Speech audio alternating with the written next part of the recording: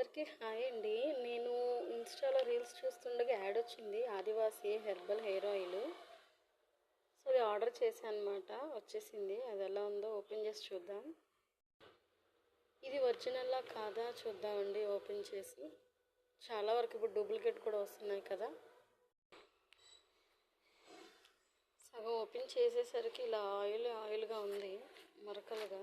చూద్దాము ఆయిల్ ఏమైనా ఒలిగిపోయిందా ఏంటనేది చూద్దాము.